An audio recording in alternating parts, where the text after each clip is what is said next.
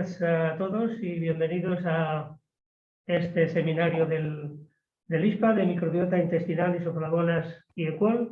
Soy Baltasar Mayo, investigador del IPLA-CSIC y también del grupo de investigación de microbiología molecular del ISPA, del que dirige mi compañero Miguel Ángel Álvarez. Es un placer presentaros hoy el seminario, introducirlo brevísimamente, y también a la conferenciante, la doctora Lucía Vázquez Iglesias. Decir que los resultados que se van a presentar corresponden aproximadamente a los últimos 8 años de investigación sobre esta línea de microbiota intestinal en el IPLA, financiados por 2 proyectos del Plan Nacional, y en el que tratábamos de establecer un poco si los beneficios que tienen las isoflavonas de la soja, fundamentalmente para reducir los síntomas relacionados con la menopausia, pudieran estar mediados por la microbiota intestinal, con 2 hipótesis principales. Una, que las isoflavonas fueran capaces de modificar de alguna forma la microbiota en su conjunto, o que la microbiota o alguno de sus componentes fuera capaz de modificar las isoflavonas de tal manera que se produjeran compuestos que fueran los que resultaran efectivos para esos beneficios de la salud. Todo esto seguramente nos lo contará la doctora Vázquez, pero sí que quería recalcar que hay 2 tipos de experimentos distintos, unos los que se llevan a cabo con la microbiota en su conjunto y otros en los que se ensaya algún tipo de microorganismo intestinal aislado en condiciones in vitro en el laboratorio con las isoflavonas, para que no nos perdamos. La doctora Lucía Vázquez Iglesias es licenciada en Biología por la Universidad de Oviedo, tiene un máster en Microbiología Avanzada por la Universidad de Barcelona y es doctora por la Universidad de Oviedo con una tesis doctoral sobre esta materia que se llevó a cabo en el IPLA entre los años 2015 y 2020. Durante la etapa predoctoral hizo también una estancia de investigación en la Universidad de Maastricht, durante la que ensayó un modelo de intestino artificial para ensayar alguna de estas cuestiones que nos va a explicar. Y bueno, nada más decir que el trabajo es un trabajo coral, como casi todos en investigación, que ha habido muchas personas que han colaborado a estos resultados, y yo creo que sin duda pues hay que destacar la participación de Lucía, del que les habla, pero también de la doctora Susana Delgado, actualmente en el grupo del ISPA de Microhealth, la doctora Ana Belén Flores, del grupo de microbiología molecular, la doctora Lucía Guadamuro, que también realizó la tesis doctoral sobre este tema, y la colaboración inestimable de los doctores de Luca del servicio del digestivo Adolfo Suárez y Froilán Giganto. Y sin más, muchas gracias por vuestra asistencia, sea presencial o sea telemática, y le cedo la palabra a Lucía para que nos cuente y nos ilustre cosas sobre microbiota intestinal, isoflavonas y EQUOL. Gracias. Vale, pues muchas gracias. En esta presentación se mostrarán los resultados de los últimos años, en los que persiguen en general estudiar esa relación bidireccional que existe entre la microbiota intestinal y las isoflavonas, haciendo especial hincapié, como no, en las bacterias productoras de EQUOL. A modo de introducción, decir que la semilla de soja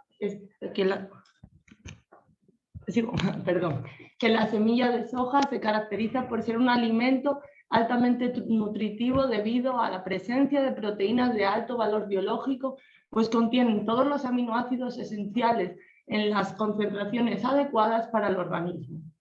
Además, en la semilla de soja también hay un 30% de su contenido es carbohidratos, donde destaca la fibra, un 20% grasa, fundamentalmente ácidos grasos poliinsaturados, en especial el ácido linoleico, y también destaca porque es una fuente importante de vitaminas, fundamentalmente del grupo B, así como también de minerales, en especial el fósforo y el potasio. Pero si por algo es conocido las semillas de la soja, es por su alto contenido en compuestos bioactivos, entre los que destacan las isoflavonas. Los polifenoles, en los que se incluyen las isoflavonas, es uno de los grupos más grandes y ampliamente estudiados dentro del reino vegetal. Todos ellos se caracterizan por contener al menos un anillo aromático unido a uno o más grupos hidroxilo. Las isoflavonas son el grupo de polifenoles más ampliamente estudiado debido a las características por los beneficios que parecen aportar para la salud humana. Estos compuestos están presentes en más de 300 tipos de plantas, aunque fundamentalmente en miembros de la familia Fabaceae.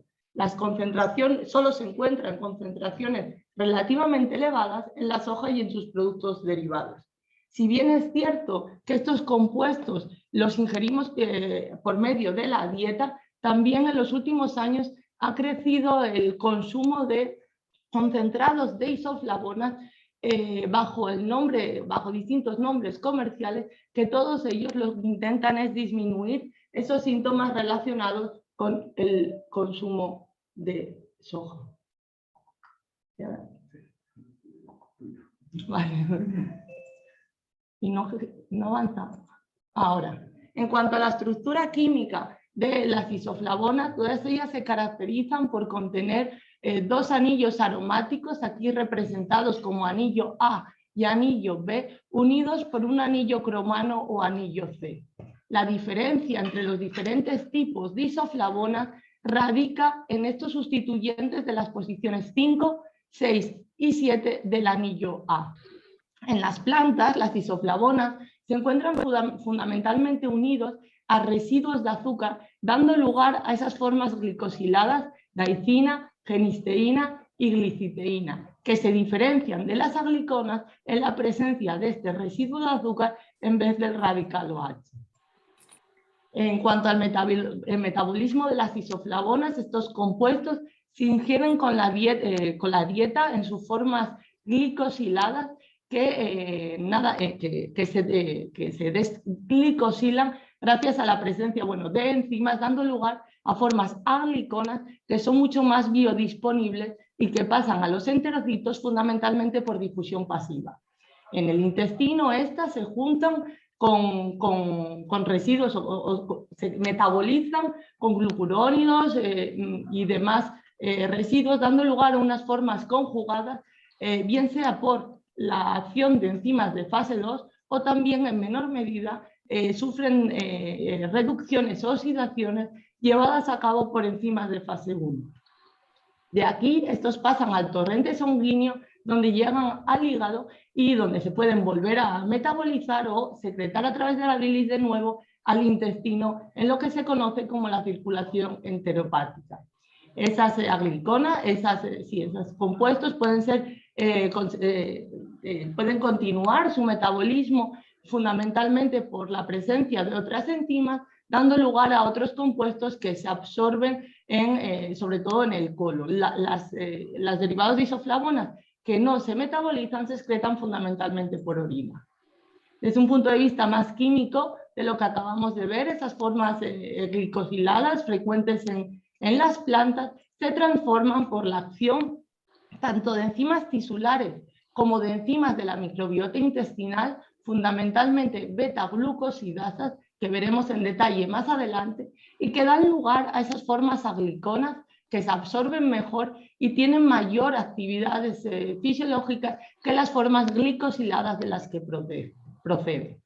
A su vez, estas formas agliconas, en especial, por ejemplo, la daiceína, sufre rutas metabólicas o se metaboliza, dando lugar a otros compuestos derivados, como puede ser la ortodesmetilangolensina o el ecuol.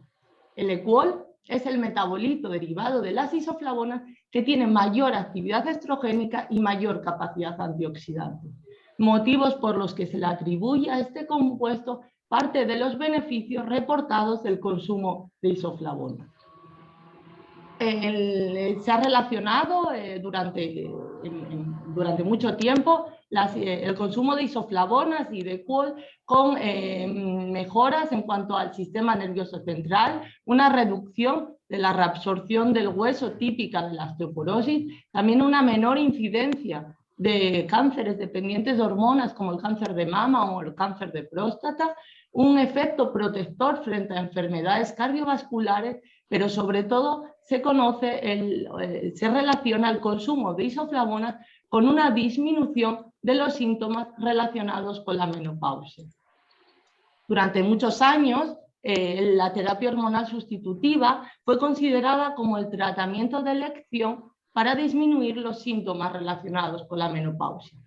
Aunque actualmente se encuentran sus resultados en revisión, la publicación del estudio del Women's Health Initiative dio lugar a la necesidad, a la búsqueda de tratamientos alternativos para paliar los síntomas de la menopausia. En este contexto aparecieron las isoflavonas de la soja y su consumo se disparó en Occidente. No todos los individuos son capaces de producir este compuesto, solo aquellos que presentan en su tracto gastrointestinal los microorganismos capaces de llevar a cabo esa transformación son los que se pueden beneficiar completamente del consumo de isoflavonas. Mientras que todos los animales estudiados hasta el momento son capaces de producir Equol en respuesta al consumo de isoflavonas, solo entre un 25 y un 50% de los individuos son capaces de producir este compuesto. Este porcentaje varía ampliamente en función de las comunidades, siendo superior en Oriente que en los países orientales con respecto a los occidentales, y en aquellos que llevan a cabo una dieta vegana, que también aumenta mucho la frecuencia de encontrar el fenotipo productor de Equol. En este punto, cabe destacar que si bien existen diversas evidencias científicas que relacionan el consumo de isoflavonas con el mantenimiento de una salud ósea o con una reducción de los síntomas vasomotores relacionados con la menopausia, en el 2012 la EFSA refutó esas alegaciones de salud debido a la falta de evidencia científica que explicase esa relación causal entre el consumo de isoflavonas y esos beneficios que parecen aportar a la salud humana. Debido a la similitud estructural que existe entre el Equol y el 17-beta-estradiol, este compuesto es capaz de unirse con los receptores estrogénicos y desencadenar rutas de señalización iguales, aunque de menor magnitud que la hormona natural.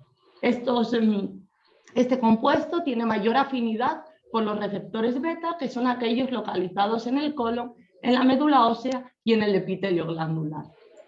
Además, al Equol se le asocia, tiene una importante actividad antiandrogénica, única, podríamos decir, ya que es capaz de unirse específicamente las 5-alfa-dihidrotestosterona, inhibiendo su actividad hormonal y por lo tanto podría estar empleada en la prevención y en el tratamiento del cáncer de próstata.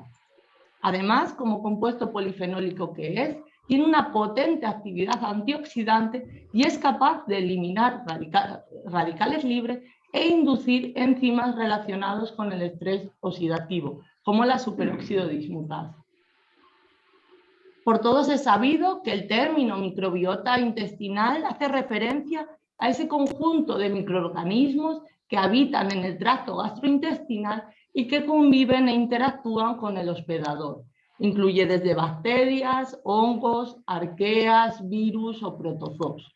Las condiciones fisiológicas de ese tracto gastrointestinal humano son variables a lo largo de toda la sección, de toda la estructura, y varían en función de parámetros como el pH, como las sales biliares, como la concentración, presencia o ausencia de oxígeno y también la presencia de determinados nutrientes. De tal forma que dependiendo de esas condiciones fisiológicas del tracto gastrointestinal humano, la composición microbiana se diferencia. De tal forma, así por ejemplo en el estómago, que hay un pH en torno a 2, el contenido en cuanto a microorganismos llega a niveles de 10 elevado a la 2, 10 elevado a la 3 unidades formadoras de colonia por mililitro de contenido, mientras que en el colon el pH y otros parámetros hacen que los niveles lleguen a 10 elevado a la 9 o 10 elevado a la 12 unidades formadoras de colonia por mililitro. Como habíamos dicho, en las plantas y a través de la dieta llegan estas formas glicosiladas que tienen que desglicosilarse para poder cumplir para poder ser más activas. Este proceso de desglicosilación de isoflavonas, también llamado activación de ellas, se lleva a cabo además de por enzimas tisulares, por enzimas de la microbiota intestinal. Estos están presentes o se denominan fundamentalmente las beta-glucosidasas y están presentes en todos los gran parte de los microorganismos del tracto gastrointestinal, aunque son bastante frecuentes en Escherichia coli y en los géneros Bacteroides, Clostridium, y también aparece o está presente en miembros de las familias del ácido láctico como las bifidobacterias o los lactobacilos. Una vez que se forman estas formas agliconas, estas se pueden, como vimos antes, metabolizar de nuevo por reducciones, ruptura de los anillos y demás, dando lugar a otros compuestos como vimos que es el EQUOL. En los últimos años se han descrito diversas cepas, o las cepas que se han descrito como productoras de EQUOL, con la excepción solo de Lactococcus garbiae, se engloban dentro de la familia de las coriobacterias, en especial de la clase Coriobacteria, en especial de la familia Egertellaceae. Esta es una familia de bacterias gram positivas, de alto contenido en guanina, citosina, anaerobias estrictas y muy difíciles, que pertenecen a poblaciones minoritarias del tracto gastrointestinal y muy difíciles de aislar del resto de microbiota o de microorganismos acompañantes de la microbiota. El conocimiento que se tiene a día de hoy de los microorganismos productores de EQUOL, así como de las rutas metabólicas implicadas en la biosíntesis de este compuesto, es aún muy limitado. Tampoco se sabe si el fenotipo productor de EQUOL es una característica propia de especie o de cepa. Lo que sí, en los últimos años se caracterizaron 3 enzimas involucradas directamente en la síntesis de EQUOL que codifican para 3 reductasas que son las que aparecen aquí señaladas. Estas reductasas llevan a cabo la transformación desde la daiceína hasta el EQUOL.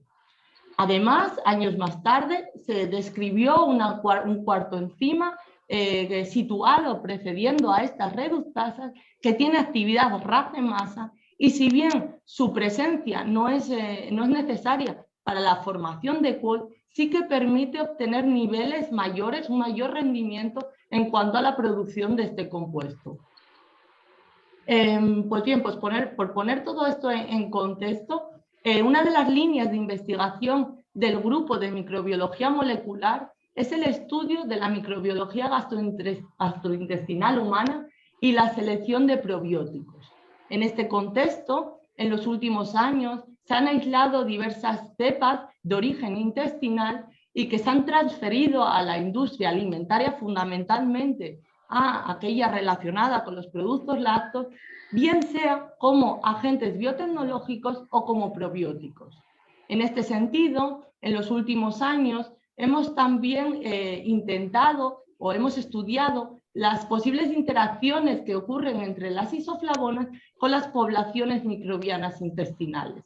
Además, hemos tratado de identificar y de seleccionar cepas bacterianas que sean capaces de producir esa transformación de las isoflavonas en compuestos deseables, haciendo especial hincapié, como no, en aquellas bacterias productoras de EQUOL, para su posterior empleo en alimentación funcional.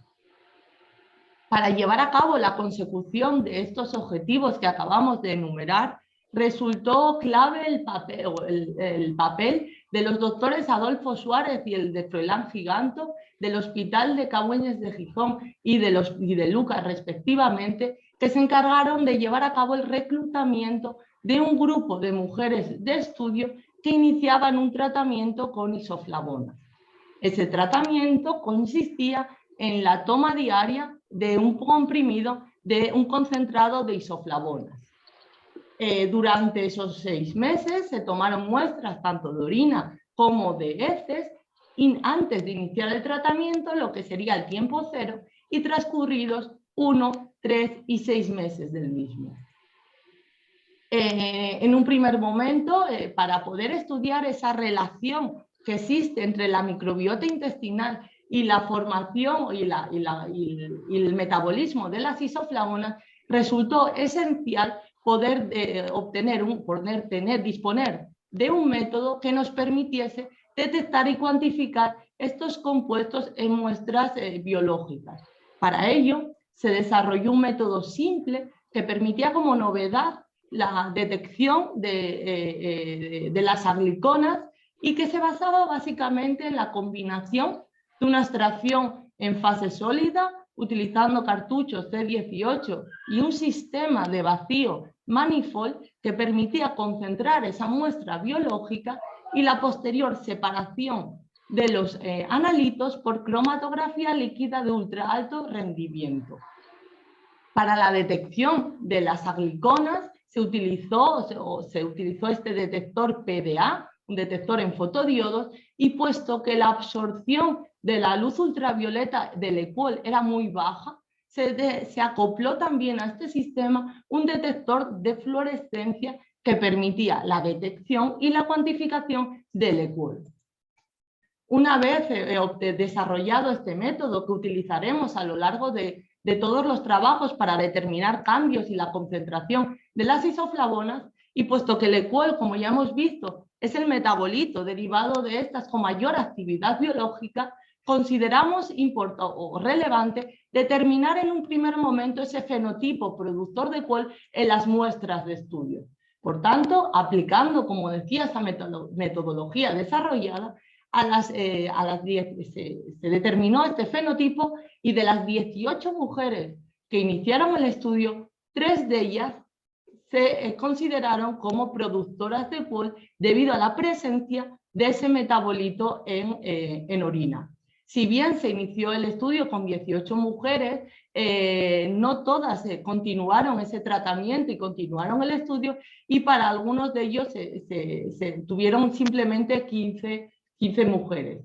Es por ello que aproximadamente el 20% de las mujeres tenía ese fenotipo productor de EQUOL, que es comparable con esos porcentajes que obteníamos o que observábamos en la literatura de la frecuencia del fenotipo productor de EQUOL en poblaciones occidentales.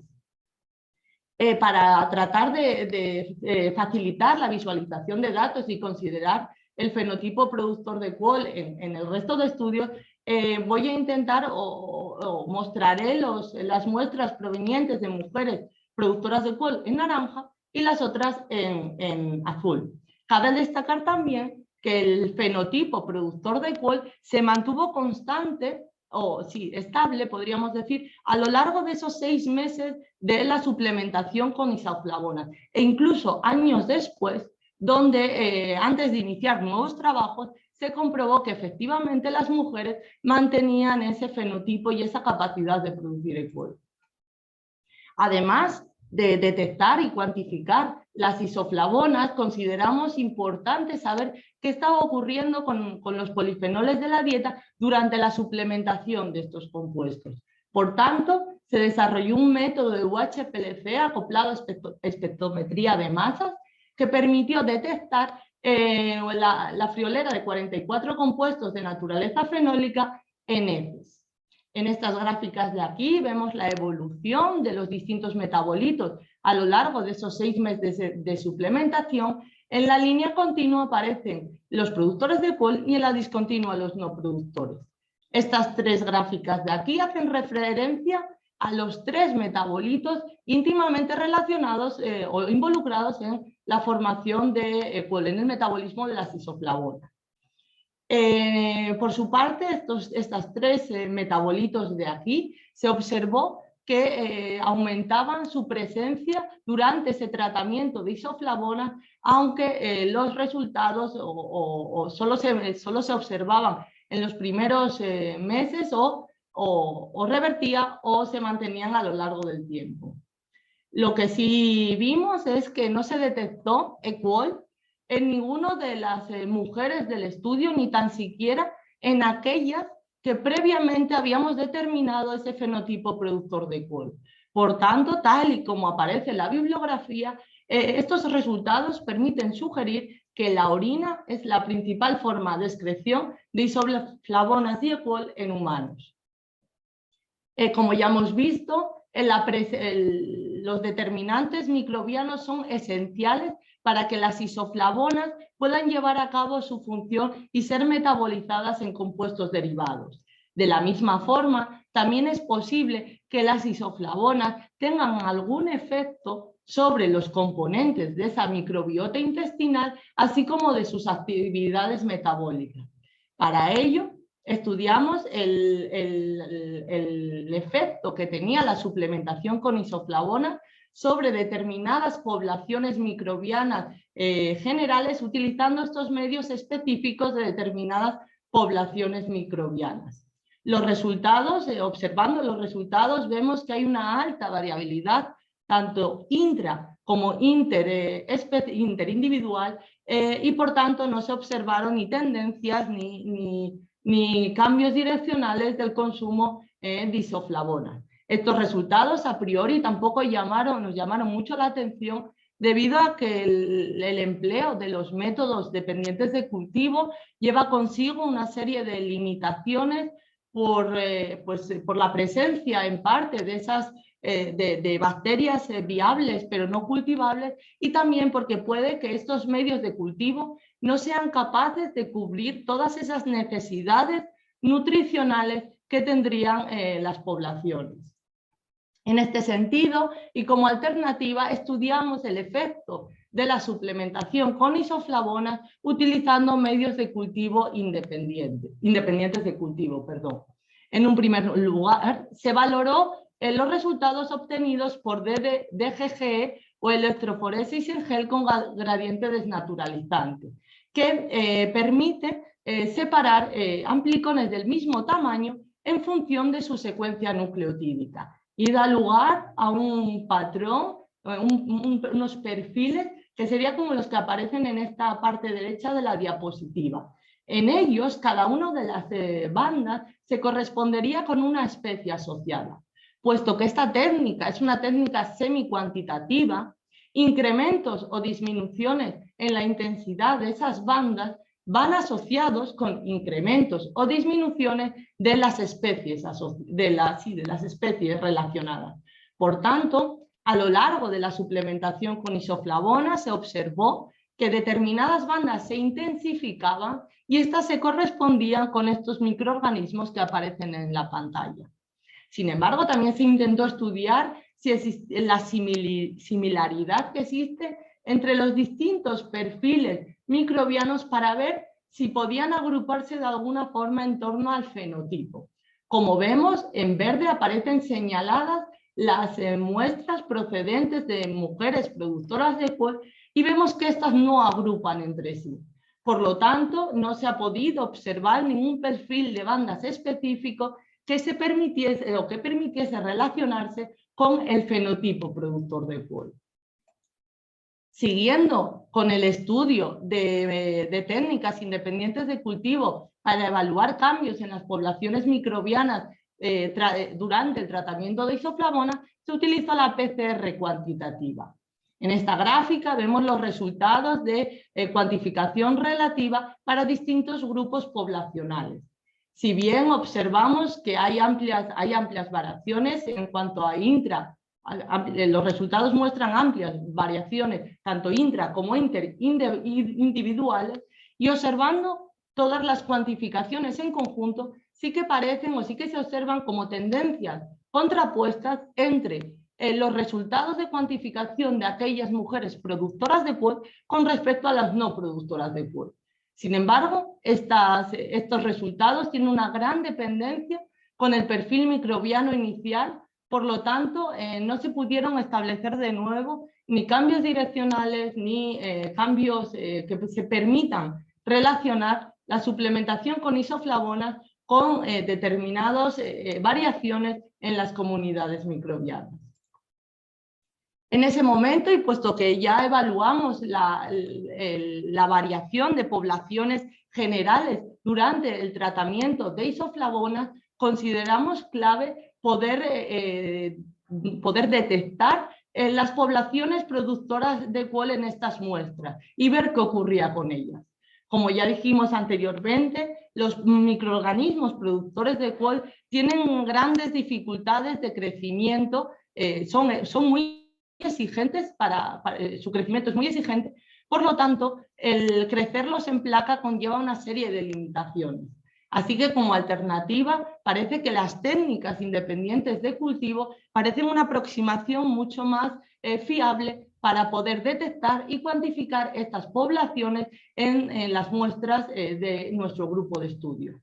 Hasta ese momento, las publicaciones o los estudios que utilizaban PCR cuantitativa que utilizaban esa técnica para poder detectar estas poblaciones de QOL, se basaban en la amplificación de regiones conservadas del ARN ribosomal 16S de especies o de miembros de esa familia de las coriobacterias, o también de especies o incluso de cepas concretas productoras de QOL. Sin embargo, ese limitado conocimiento que tenemos acerca de esos microorganismos productores de QOL, además de que todavía no sabemos si la capacidad de producir el QOL es dependiente de cepa o de género, esto tendría una serie de limitaciones. En este sentido, nosotros propusimos una nueva aproximación, una aproximación funcional, que consistía que en vez de detectar los taxones directamente involucrados en la producción de QOL, detectar los genes involucrados en la síntesis de este compuesto. Por tanto, se desarrolló una técnica de PCR cuantitativa en la que se amplificaban genes directamente involucrados en la producción de QOL. Para el desarrollo, para el diseño de los oligos, se llevó a cabo el alineamiento de las secuencias, de las secuencias de esos genes involucrados en la producción de QOL, de esas reductasas. La homología obtenida en el caso de TDR en la izquierda y DDR en la derecha fue alta, fue lo suficientemente alta como para poder diseñar oligos que permitiesen la amplificación de estas reductasas. Sin embargo, en el caso de DZR, esa homología no permitió el diseño de oligos específicos y que englobasen a esas secuencias.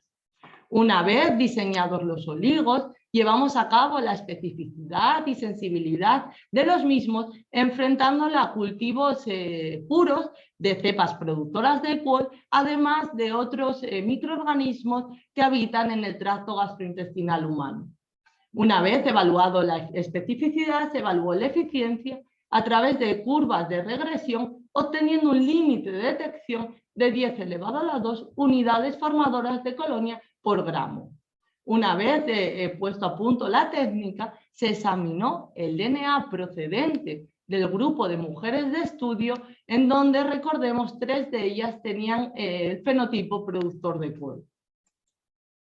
Los resultados de qPCR señalaron, o observamos en ellos, la amplificación positiva para el gen TDR en todas las mujeres productoras de QOL.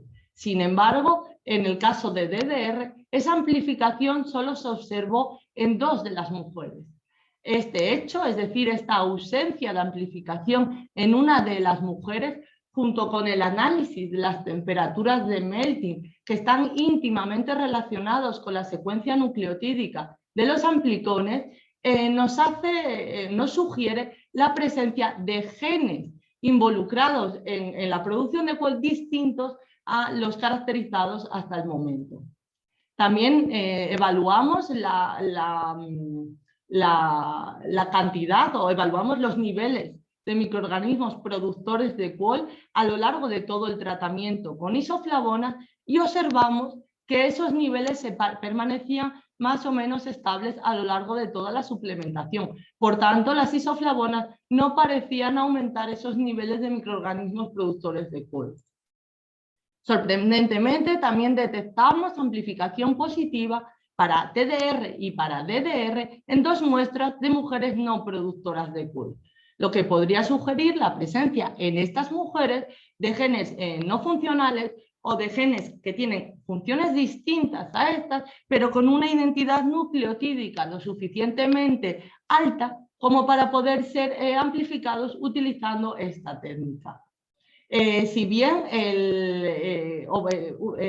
estos resultados nos muestran que, a pesar de estar utilizando una aproximación funcional, puede que debido a eso, a que los oligos se diseñan en base a las reductasas o a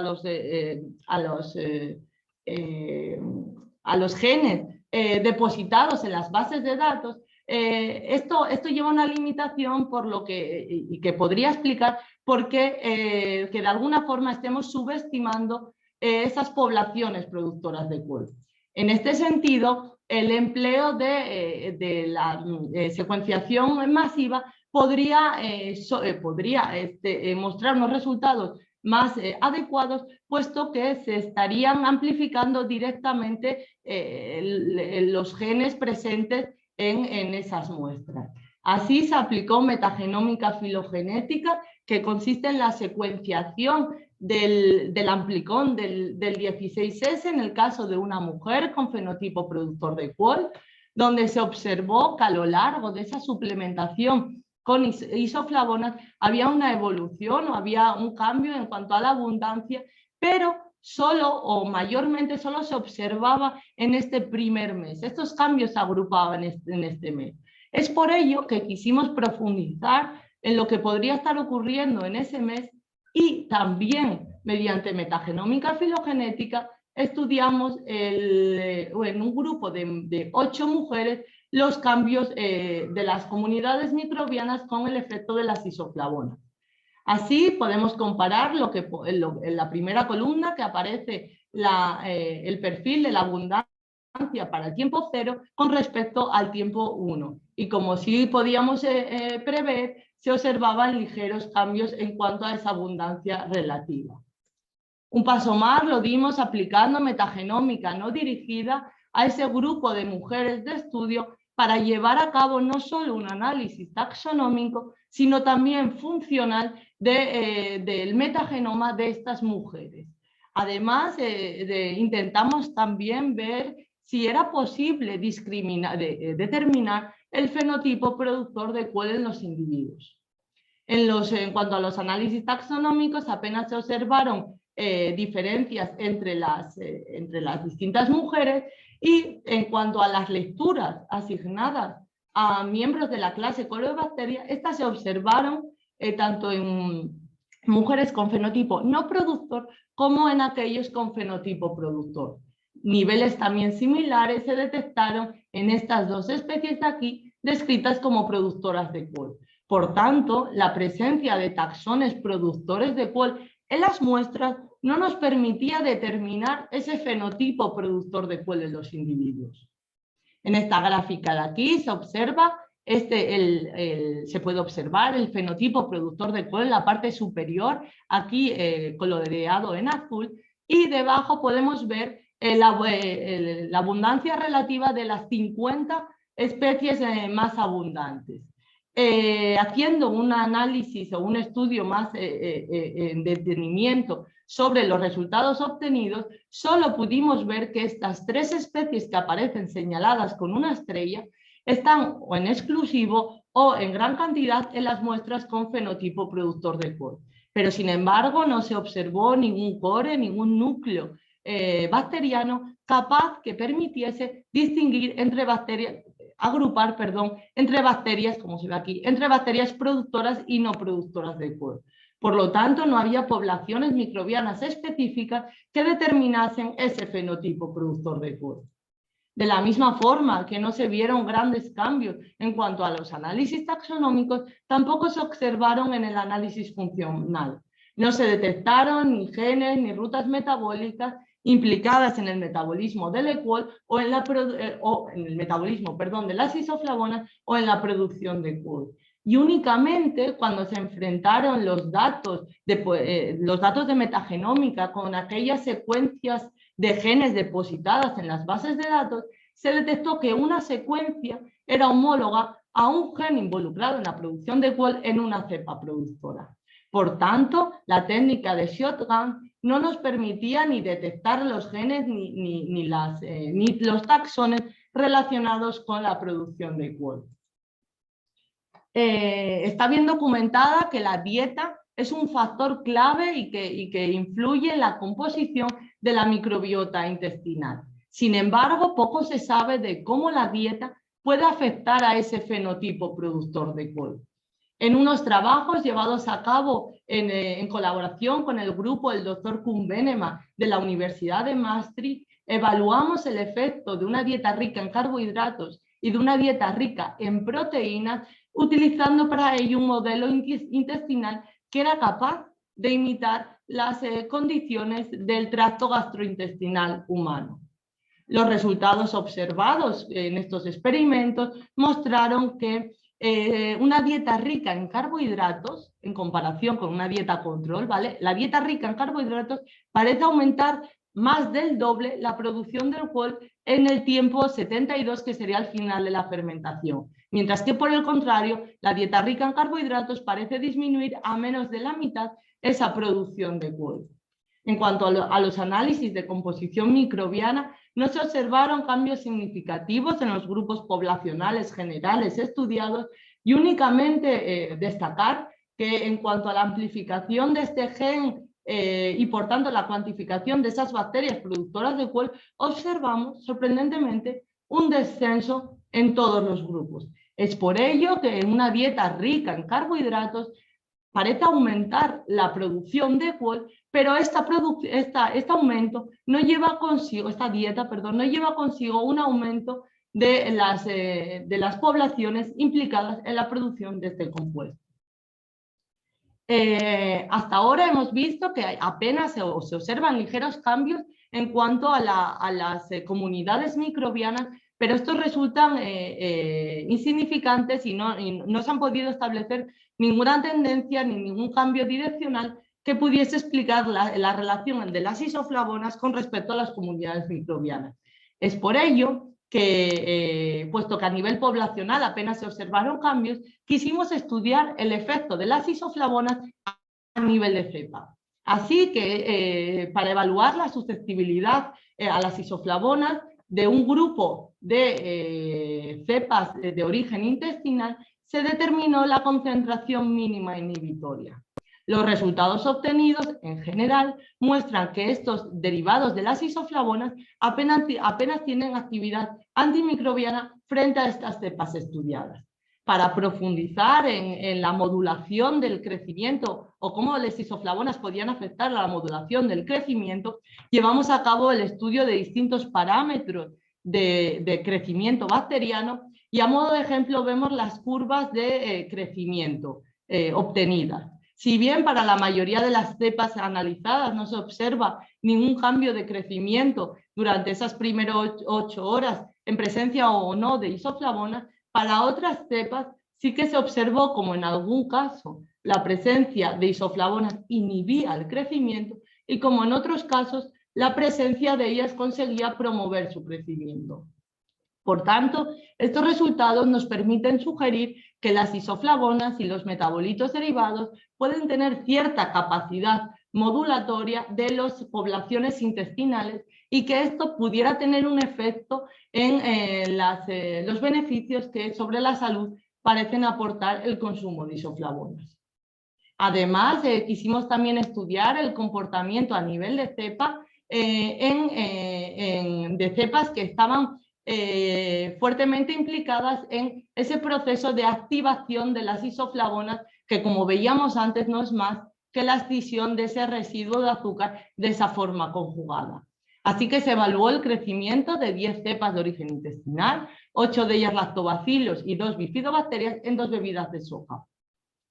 La utilización combinada de isoflavonas junto a los microorganismos activadores podría permitir el futuro desarrollo de alimentos funcionales en los que las isoflavonas se presentasen en su forma glicona y por tanto más activas y más accesibles a los beneficios de la salud humana. En cuanto a los datos obtenidos de cuantificación de las isoflavonas, la composición que tenían las 2 bebidas de soja se puede ver que es bien distinto en esta primera columna, y si bien todas las cepas ensayadas eran capaces de consumir completamente las formas conjugadas en el caso de esta primera leche, no pasó lo mismo en el caso de la segunda leche, donde parte de esas formas conjugadas se mantenían y estaban y convivían o interactuaban con esas formas agliconas. En cuanto al crecimiento y las curvas de acidificación obtenidas de los análisis de estas 10 cepas de origen intestinal, observamos que en general todos los lactobacilos, con alguna excepción, eran capaces de crecer bien en las 2 bebidas de soja, pero sin embargo no ocurría lo mismo en el caso de las bifidobacterias.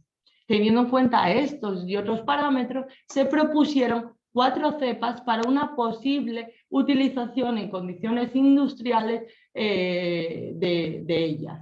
Las 3 primeras eran lactobacilos, que si bien como crecían bien y que eran capaces de acidificar la bebida de soja, esta cepa de Bifidobacterium pseudocatenulatum, aunque no crecía, se mantenía viable y sí que es verdad que tenía una alta capacidad de desglicosilación de las isoflavonas. Para estudiar en detalle o para profundizar en las bases moleculares subyacentes a ese proceso de activación de las isoflavonas, secuenciamos el genoma completo de esa cepa de Bifidobacterium pseudocatenulatum. Comprobamos que mantenía o que tenía esa actividad beta-glucosidasa en las calles S1 y S2, tenemos los estándares, y aquí vemos cómo no había producción de daifeína si lo crecíamos con una cepa de Bifidobacterium que no presenta la actividad, y que por el contrario cuando lo crecíamos con esta cepa sí se observaba la producción de daifeína en esta mancha negra. En cuanto a los resultados de la secuenciación genética, sí que se observaron diversas secuencias que codificaban para glicosilhidrolasas y glicosiltransferasas, que son muy comunes o que intervienen en el metabolismo de los carbohidratos y que son muy comunes en las bifidobacterias. 4 de estas glicosilhidrolasas tenían actividad beta-glucosidasa y una quinta, que pertenecía a otra familia, podría tener también una actividad de desglicosilación. Una vez identificados los genes involucrados en esa actividad, llevamos a cabo la síntesis in vitro de estos genes para la posterior clonación en sistemas de sobreexpresión de coli y purificación y caracterización de las proteínas recombinantes. Comprobamos que efectivamente las 4 tenían una verdadera actividad beta-glucosidasa y evaluamos en la caracterización de esas proteínas el efecto del pH y de la temperatura. Y vimos cómo estas beta-glucosidasas tenían distinta pH óptimo y distinta temperatura óptima de actuación, lo que nos permitía sugerir que en un ecosistema tan variable como el intestinal podrían tener actividades complementarias.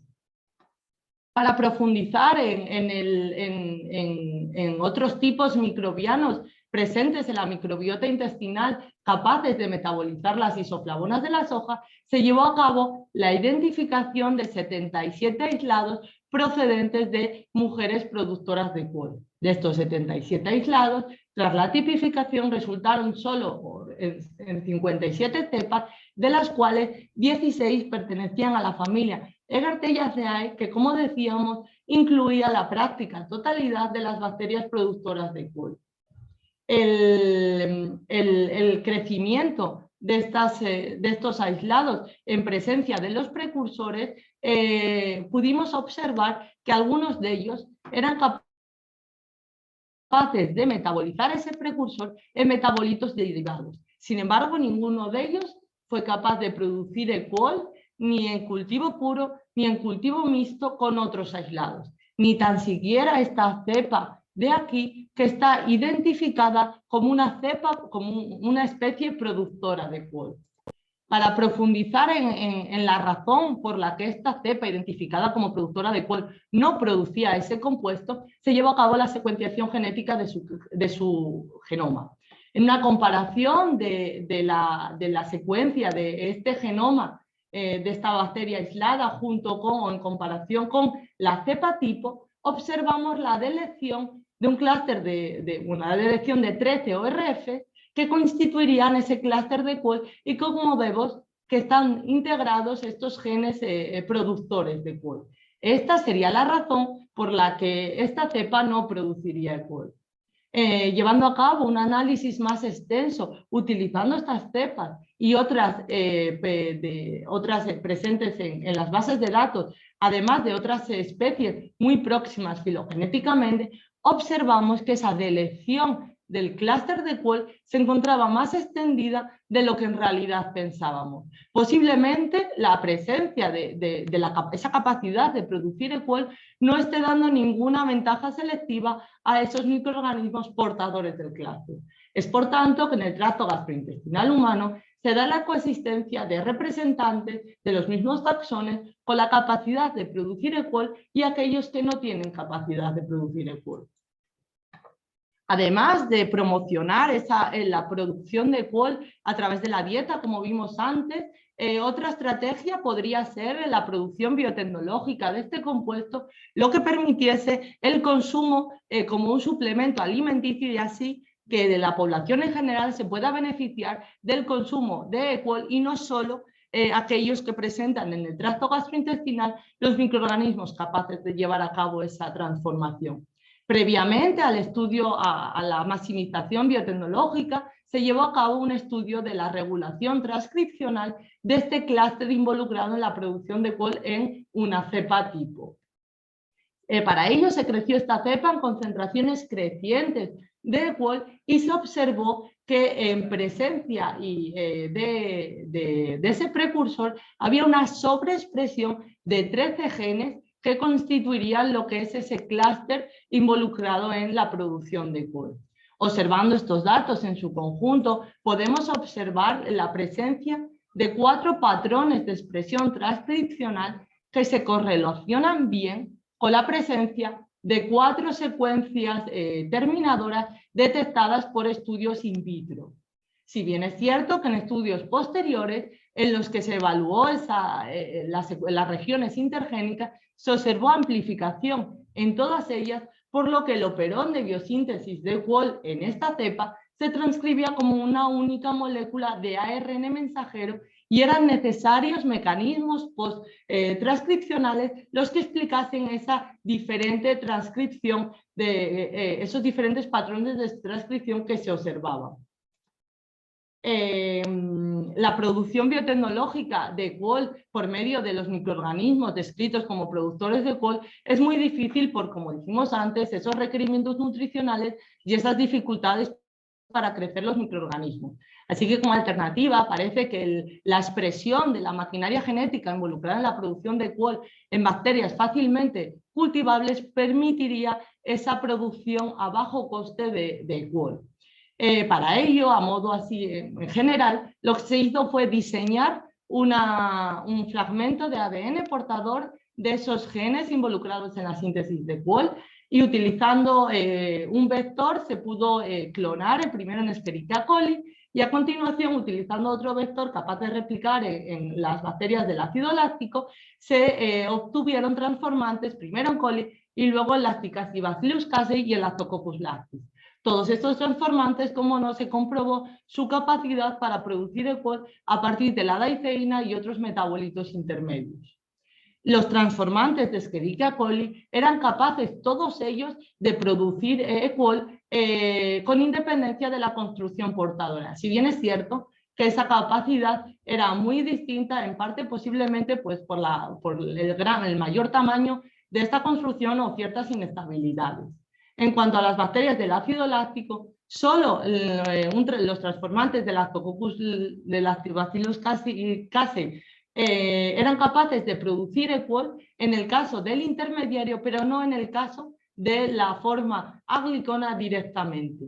Por el contrario, ninguno de los transformantes del Lactococcus lactis fue capaz de producir este compuesto.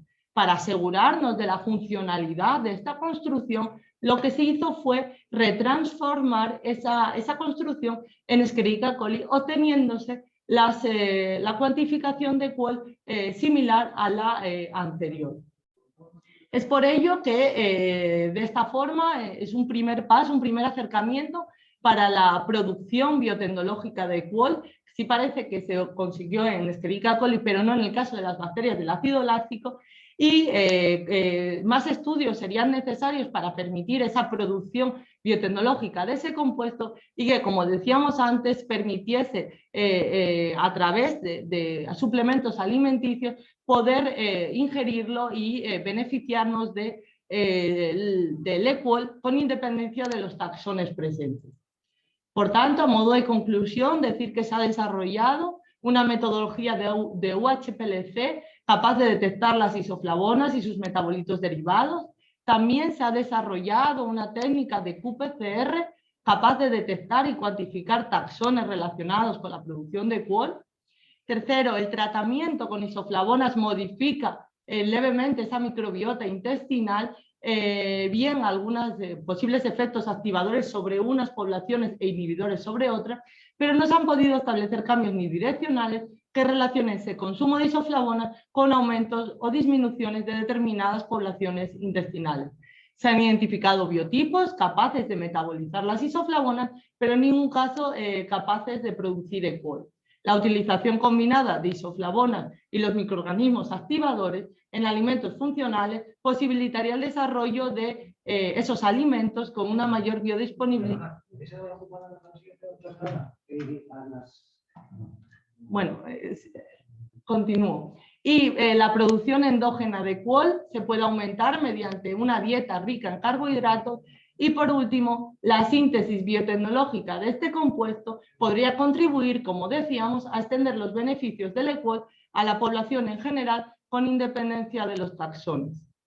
Y por último, agradecer a todos los miembros del grupo de microbiología molecular todos los resultados, todo el trabajo obtenido a lo largo de estos años, además de bueno, el trabajo en el laboratorio día a día.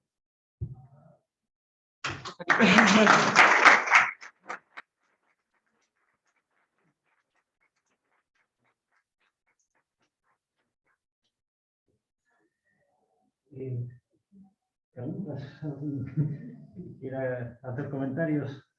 Si hay alguna pregunta por aquí o en el chat, no sé si alguien, tú controlas el chat o lo que sea. Sí, si alguien quiere, puede reactivar el micrófono ahora si quiere alguien de las personas que está conectada, y si no, alguien de los que tenemos por aquí en la sala que quieran preguntar algo, es el momento. Bueno, yo tengo primero felicidades. Ya había visto un poco de esto de ti, pero ahora lo entendí mejor y me parece muy interesante. Es una pregunta muy básica. En las dietas que mencionaste, rica en carbohidratos y otra que era rica en proteínas, se vio un mejor efecto en la de rica en carbohidratos. Pero, ¿qué porcentaje de carbohidratos tenía? ¿Por qué se llama rica en carbohidratos? Ahora mismo yo no te sabría decir el porcentaje exacto. Sí que es verdad que era más rica en comparación con esa dieta balanceada, esa dieta control, que imitaba un poco los componentes de una dieta mediterránea, una dieta normal. Sí que es verdad que la otra estaba rica y tenía un mayor porcentaje de carbohidratos, pero exactamente yo ahora mismo no recuerdo ese dato, pero lo busco y te lo digo.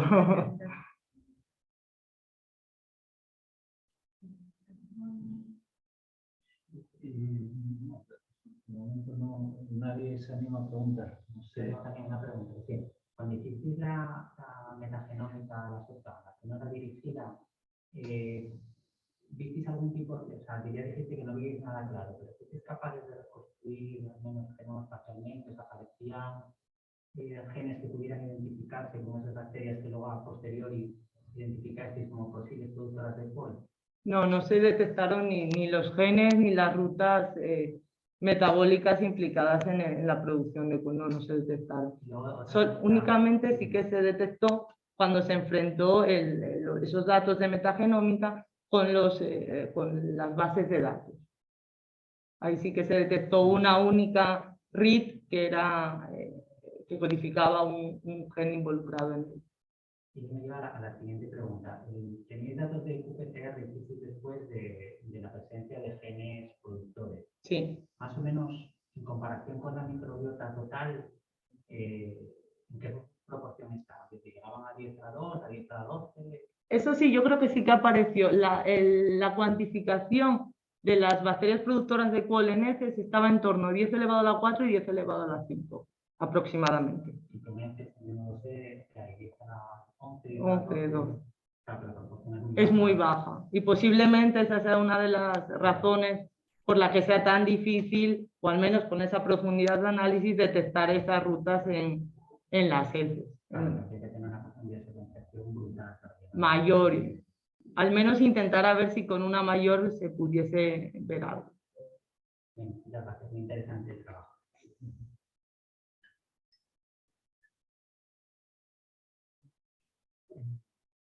¿Alguna otra pregunta? No, en el chat no parece que participe nadie, o sea que creo que podemos dejarlo aquí. Muchas gracias, Lucía, por la charla. Y A vosotros. Gracias.